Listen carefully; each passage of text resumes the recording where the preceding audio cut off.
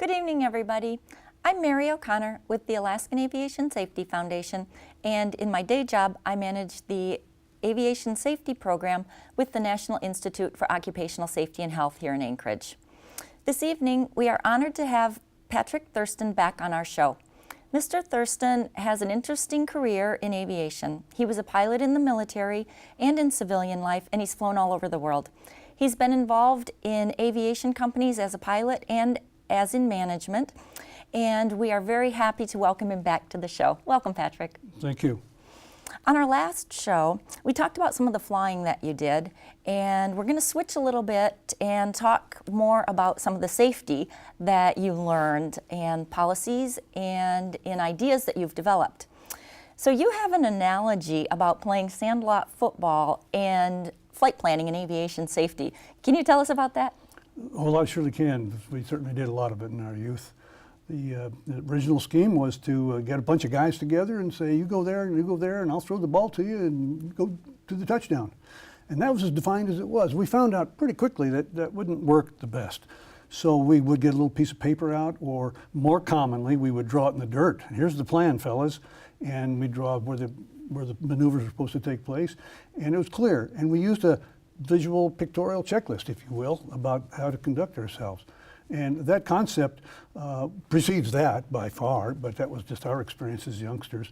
And that same process existed in life as we go further in our industry and in our professions. So that what we see are actual checklists for airplanes. We have a checklist for many things, and some organizations have a checklist for everything in an airplane. Now, one must guard themselves about getting too much involved in a checklist and forgetting to fly the airplane, of course. So that's fundamental, and it still needs to be watched out for.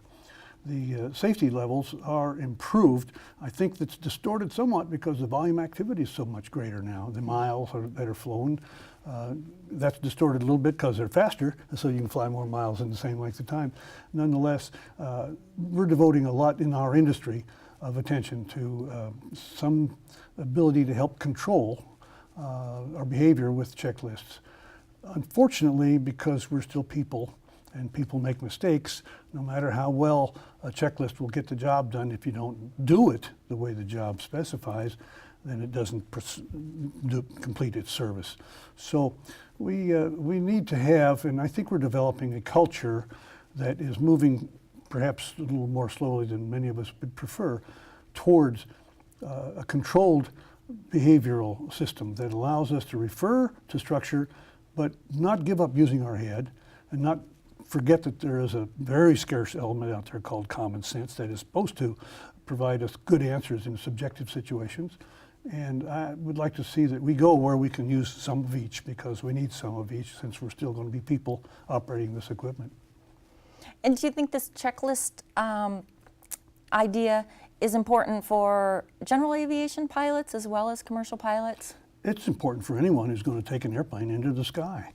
It's important for someone who operates a large Caterpillar, a piece of heavy equipment. I mean, it's a rare situation that some sort of a checklist, like drawings in the dirt for kids playing football in the sandlot, can be helpful for clarifying the situation, for helping construct a system and order and priorities that are more efficient as well as more reliable. From your background as a pilot and a manager, let's talk about risk assessment, since that's what checklists can help with. True. So risk assessment can involve the calculation of potential for loss and probability of loss. And you have a simplified way of viewing risk and planning for contingencies. Can you explain how the questions you ask and how you address when a pilot is taking off for a flight, about how many ways do they want to fail? Well, that's exactly true. A real fundamental way of determining, perhaps somewhat after or very shortly before the fact, is how concerned are you about what you're doing, Mr. Pilot? Are you comfortable? Are you confident? There's no if in your behavior here. It's a sure thing. And if you find yourself becoming frightened or uneasy, perhaps that's the time to go back and not do what you're in the middle of doing. the simplified way of approaching that is if you don't like it, then why are you doing it? That's a very good point. And we'll leave it on that. We're very privileged to have you here and learn from your experience and knowledge, Mr. Thurston. Thank you so much for joining us. Well, thank you. Ladies and gentlemen, if you've enjoyed hangar flying, please consider becoming a member of the Alaskan Aviation Safety Foundation and Alaska Public Media. We wouldn't be here if it weren't for our members, donors, and supporters like you. Patrick's stories are a great reminder to have a plan and to follow your plan.